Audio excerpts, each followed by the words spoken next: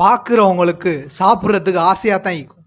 But நான் சாப்பிட்றத பார்த்து உங்கள் மனசை தேத்திக்கோங்க, இல்லாட்டி வயிற்றை நிறச்சிக்கோங்க. கோன்டோக் எஸ்எல் கொரியன் ட்ராமாவெலாம் பார்க்குற டோலிஸ், உங்களுக்காக தான் இந்த கொரியன் கோன்டோக்ஸை பற்றி சொல்ல போகிறேன். அப்படியெல்லாம் இல்லை பாய்ஸ், உங்களுக்காகவும் தான்.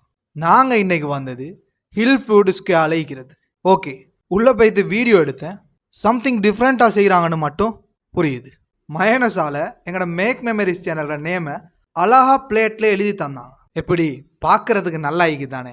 இங்கே மெயின் மேட்டர் என்னன்னு சொன்னால், இங்கே 4க்கும் ஒரு கனெக்ஷன் இருக்குது. இதோட பேரில் சீஸ் ஹெட் ஆகுங்க. பேரில் மட்டும் இல்லை, இந்த கோன்டோக்லேயும் சீஸ் இருக்குது. இது நான் இழுக்கிறது கிளாசிக் சீஸ். நீங்களும் ட்ரை பண்ணணுமா? 800 ருபீஸ் தான். சீஸ் இழுப்பாட்டுறதை பார்த்து என் ஃபேஸ் ரியாக்ஷனை பாருங்க, எனக்கே சிரிப்பாய்க்குது. எல்லாம் சரி மின்னாஸ், டேஸ்ட்டை பற்றி சொல்கிறேன்.